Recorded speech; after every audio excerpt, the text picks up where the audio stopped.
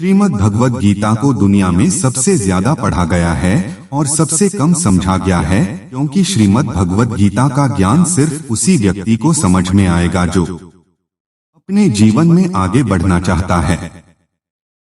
जैसे कोई अपनी तकलीफों को पार करके आगे निकलना चाहता हो, या कोई जीवन में सफलता को प्राप्त करना चाहता हो, या फिर अपनी जिंदगी जीने के तरीके को बेहतर बनाना चाहता हो। वास्तविकता में गीता मनुष्य के जीवन को हर तरह से बेहतर बनाती है। इसीलिए जो इंसान जीवन में कुछ करना चाहता है उसे ही गीता का ज्ञान समझ में आएगा, लेकिन जो सिर्फ मनोरंजन या सिर्फ जानकारी बढ़ाना चाहता है तो वो गीता के असली अर्थ को कभी समझ नहीं पाएगा। वास्तविकता में गीता का असली काम यही है कि आपकी हर समस्या का हल आपको देना, आपके हर प्रश्न का उत्तर आपको देना और आपको जिंदगी में आगे बढ़ने के लिए सही रास्ता दिखा रहा हूँ। आज हम उसी श्रीमद् भगवद गीता की 10 शिक्षाओं के बारे में चर्चा करेंगे। श्रीमद् भगवद गीता की पहली शिक्षा ये है कि ये कलयुग अर्थ और काम का युग है। इसका मतलब आज के युग में लोग आपसे सिर्फ तभी रिश्ता रखेंगे, आपसे सिर्फ तभी प्रेम से बात करेंगे, या तो उनका आपसे कोई काम बनता हो या आपसे किसी को पैसे मिलते हो। आज के समय में इसी के मीठे शब्दों से उसके चरित्र को अच्छा मत समझ लेना। ये मीठे शब्द आपको फंसाने के लिए बोले जाते हैं। जैसे ही किसी का स्वार्थ आपसे पूरा हो जाता है, फिर पता चलता है कि उस इंसान की असली जुबान कैसी है, क्योंकि इंसान को छलने के लिए मीठे शब्दों से बड़ा कोई हथियार नहीं होता। अपना काम बनाने के लिए लोग आपकी तारीफ भी करें, अपना काम बनाने के लिए लोग आपको अपना भी कहेंगे, अपना बनाएंगे भी। अपना काम निकालने के लिए लोग आपसे रिश्ता भी जोड़ेंगे। लेकिन अगर आप उनके इस व्यवहार को सच समझकर इसमें फंस जाएंगे तो आगे चल के आपके दिल को बहुत बड़ा धक्का लगेगा। कहते हैं ना, वक्त आने पर गधे को भी बाप बनाना पड़ता है। वास्तविकता में ये वही युग चल रहा है जहां लोग अपना स्वार्थ पूरा करने के लिए किसी भी हद तक गिर सकते हैं। इसी शहर में एक गुरुजी का नाम बहुत प्रसन्न था। सब लोग उनको बहुत मानते थे, तो वहां का एक व्यापारी उन गुरुजी के पास गया और गुरुजी से कहने लगा कि मुझे अपना शिष्य बना लो, मुझे दीक्षा दे दो। तो गुरुजी ने उस व्यापारी को दीक्षा देके अपना शिष्य बना लिया। दूसरे दिन उस व्यापारी ने अपने गुरु की तस्वीर अपनी दुकान पे लगा दी। जब लोग वहां से गुजरने लगे तो वो लोगों से कहने लगा कि आप उससे सामान खरीद, सबसे अच्छा और सबसे सस्ता सामान मैं बेचता हूँ। मैं अपने गुरुजी की कसम खाकर कहता हूं कि मैं आपसे कोई लाभ नहीं कमा रहा।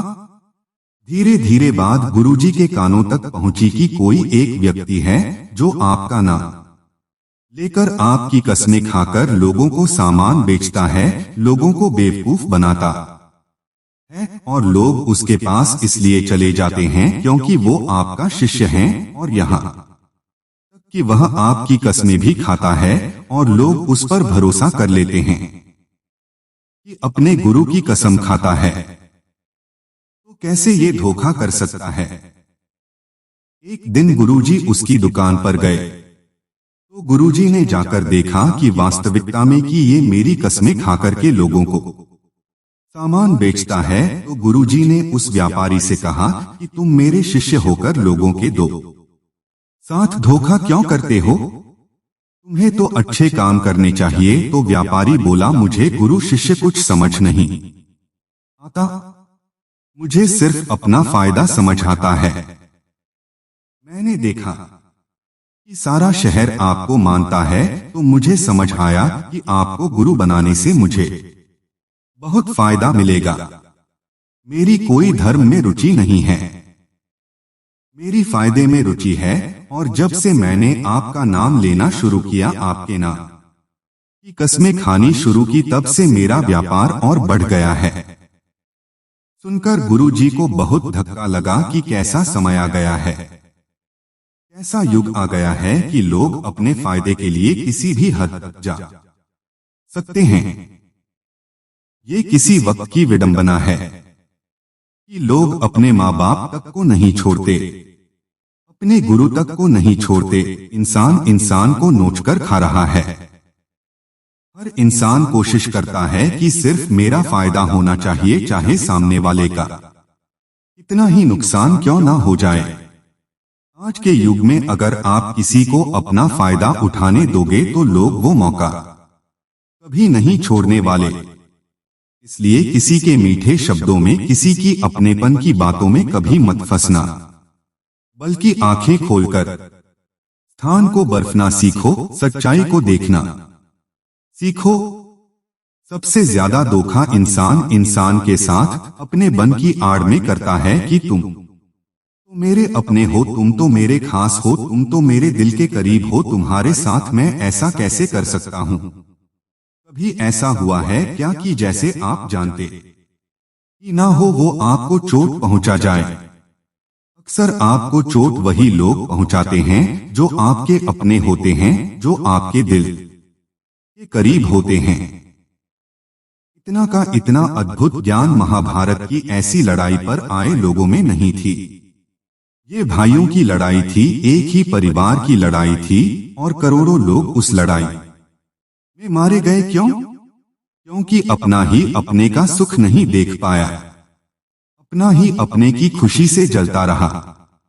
आपने कभी गौर किया, आप जिसे भी यह कह दोगे ना कि वो आपके लिए खास है, कि आप उसे अपना मानते हैं, देखना आज नहीं तो कल वो आपको चोट जरूर पहुंच पाता है, वक्त लगता है।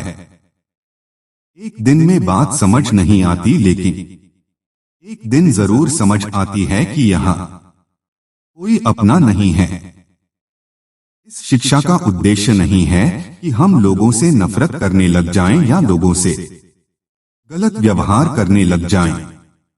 इस शिक्षा का यही अर्थ है कि आप लोगों के भरोसे मत बैठे रहो। आप किसी से ये उम्मीद लगा के मत बैठ जाओ कि ये आपका जिंदगी भर साथ देगा, कि वो आपका साथ कभी नहीं छोड़ेगा।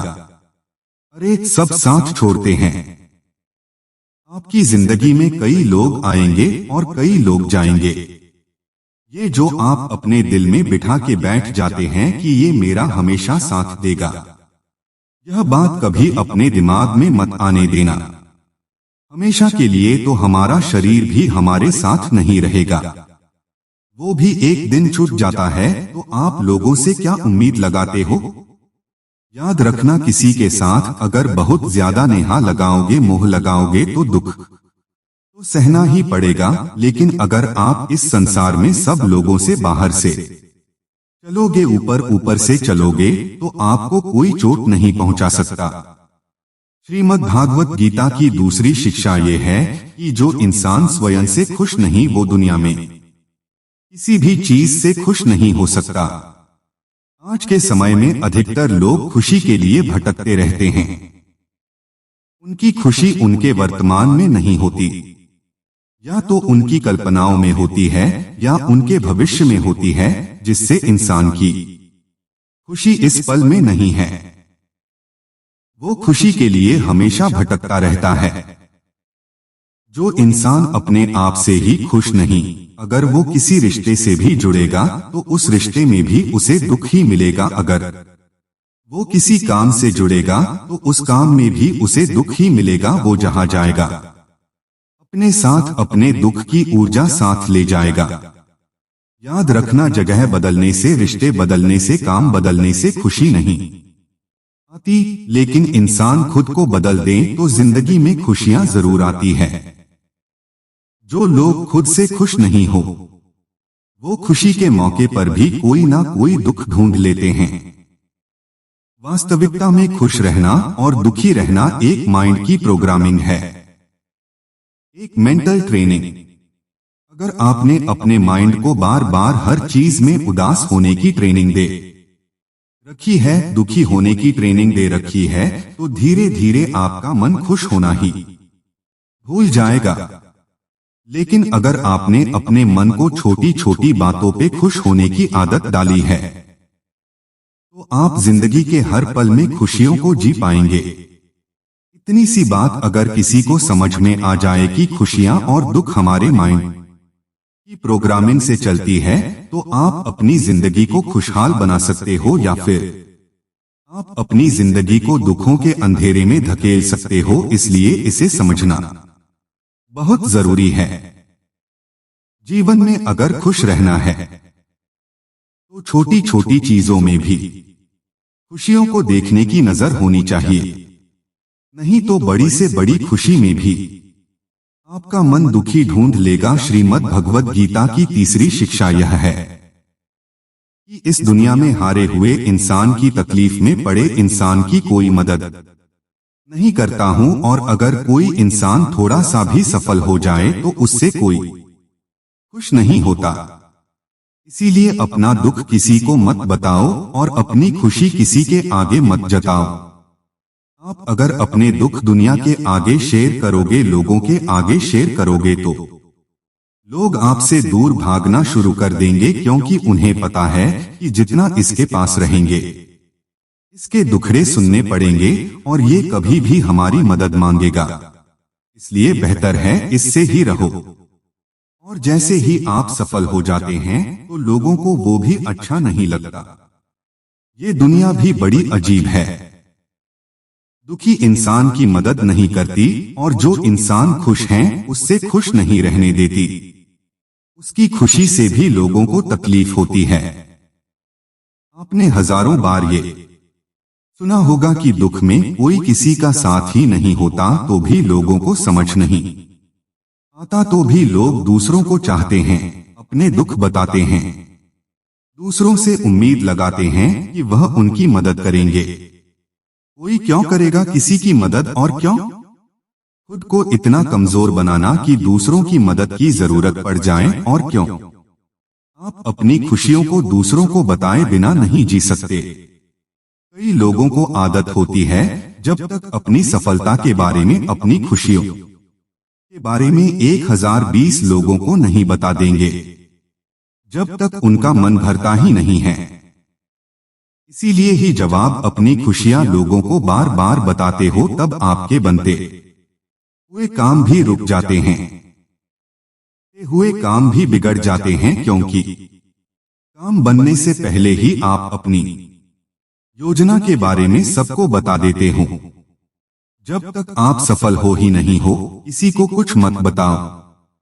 जब तक आपकी योजनाएं पूरी नहीं हुई है, किसी को कुछ मत बताओ। और जिस दिन आप सफल हो जाओगे, जिस दिन आपकी योजनाएं पूरी हो, तब आपको बताने की जरूरत ही नहीं पड़ेगी। लोगों को अपने आप आपकी सफलता दिख जाएगी। इसलिए चाहे आपकी खुशी हो, चाहे आपका दुख हो, उसे अपने तक ही रखना चाहिए। श्रीमद् भगवद गीता की चौथी शिक्षा ये है कि मनुष्य का आहार सात्विक और संतुलित होना चाहिए। कलयुगी आदमी कहीं भी कुछ भी खा लेगा, जिससे इंसान को ये समझ नहीं कि क्या खाना चाहिए, कितना खाना चाहिए, कहाँ खाना चाहिए, कैसे खाना चाहिए।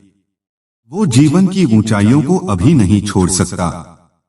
आजकल अधिकतर लोग बस स्वाद के पीछे पागल हो गए हैं। कई लोग तो कहते हैं हमारे शहर से 5000 किलोमीटर दूर एक जगह है, वहां खाने का टेस्ट बहुत अच्छा है। दिल्ली से 2 घंटे दूर पराठे बहुत अच्छे मिलते हैं, वहां हम रेगुलरली पराठे खाने चाहते हैं। 2 घंटा जाना 2 घंटा आना सिर्फ एक छोटी सी जुबान के स्वाद के लिए। याद रखना, जो लोग कहीं से कुछ भी खा लेते हैं, उन्हें इस बात की समझ होनी चाहिए कि उस भोजन में, उस आहार में ना पवित्रता है, ना प्रेम है। उस व्यक्ति को आपसे कोई प्रेम नहीं है और उस आहार को बनाने में कोई पवित्रता का ध्यान नहीं रखा जाता। लेकिन लोगों को किसी बात से फर्क नहीं पड़ता, बस जुबान पे टेस्ट आना चाहिए। फिर चाहे हमको 10 दिन का सड़ा हुआ खाना खिलाया जाए, बस टेस्ट अच्छा होना चाहिए। चाहे उस खाने में गंदगी भरी हो, लेकिन हमारी जुबान को उसका टेस्ट अच्छा लगना चाहिए। आज के समय में लोगों के खाने पीने का कोई नियम नहीं है, कोई धर्म नहीं है। सुबह हो, दिन हो, शाम हो, रात हो, जब मन किया तब खरा है। चाहे शरीर बीमार ही क्यों ना हो जाए तो भी खाना है, चाहे बॉडी को सूट भी नहीं कर रहा तो भी खाना है। मैं नासिक गया था, वहां पर लोगों ने बताया कि यहाँ मिसल पाव खाने के लिए लोग 2 से 3 घंटे लाइन में खड़े रहते हैं। प्रणाम है ऐसे लोगों को जो जुबान के स्वाद के लिए घंटों लाइन में खड़े हैं। ऐसी और भी कई जगह है जहां पे लोग जुबान के स्वाद के लिए घंटों लाइन में खड़े रहते हैं। कमाल के लोग हैं। जब रास्ते पे गाड़ियां चलाते हैं तो ट्रैफिक में ऐसे भागते हैं जिससे दुनिया में कहीं कोई भूकंप आया हो, 1 सेकंड भी लोगों से रोका नहीं जाता है। गाड़ियां एक दूसरे के ऊपर चढ़ा देनी है, बस हमें भागना है। लेकिन जब खाने की बात आती है तो लोग घंटों लाइनों में खड़े हो जाते हैं। आज के समय में लोगों ने जुबान के स्वाद को बहुत ज्यादा इंपॉर्टेंस दे रखी है, जिसे खाना ही उनकी जिंदगी का लक्ष्य है। लेकिन श्रीमद् भागवत गीता सिखाती है कि इंसान जैसा आहार खाता है वैसा ही उसका मन होता है, वैसे ही काम करता है वो, वैसे ही एक्सपीरियंसेस को फील करता है। श्री कृष्ण कहते हैं कि सात्विक कान से मन सात्विक होता है, शांत होता है, कुछ रहता है, और जो तामसी और राजसी आहार करते हैं उनका मन चर्चा होने लगता है। ऐसे लोगों को बहुत जल्दी गुस्सा आ जाता है, मन भी अशांत पता है। जो खाना आप अपने शरीर में डाल रहे हैं उसे हल्के में मत लेना, वही आपका विचार बनने वाला है और वही आपका अनुभव बनने वाला है। श्रीमद् भागवत गीता के 6ठे अध्याय में भगवान श्री कृष्ण ने अर्जुन को भोजन के बारे में विस्तार से बताया है कि भोजन 3 प्रकार का है, सात्विक, तामसिक और राजसी। सात्विक आहार आपके शरीर की उम्र को बढ़ाता है, आपके मन को सुख देता है, आपके माइंड में आपको सेटिस्फैक्शन देता है, इस जीवन को खुशी देता है और ऐसा आहार रसमय होता है। राजसी आहार दुख, शोक और रोग उत्पन्न करने वाला होता है, इसीलिए बहुत ज्यादा गर्म, तीखा और जलन पैदा करने वाला खाना आहार कहा जाता है। और जो खाना घंटों पहले बनाया गया हो, जीवों की हत्या करके बनाया गया हो, बहुत अपवित्रता से बनाया गया हो, बहुत ज्यादा गर्म, बहुत ज्यादा तीखा और खट्टा हो गया, जिसमें नशीले पदार्थ डाले जाते हों, ऐसा खाना तमोगुणी आहार कहा गया है। और इनमें से जैसा आप खाना खाएंगे वैसे ही आपकी बुद्धि होगी, वैसे ही आपका जीवन बनने वाला है। इसलिए श्रीमद् भागवत गीता सिखाती है, तो अगर आप जीवन में खुश रहना चाहते हो तो हमेशा सात्विक और संतुलित आहार ही करना चाहिए। श्रीमद् भगवत गीता की 5वीं शिक्षा ये है कि खुद को ऐसा कभी मत बना कि लोग आपका इस्तेमाल करके चले जाएं। खुद को ऐसा कभी मत बना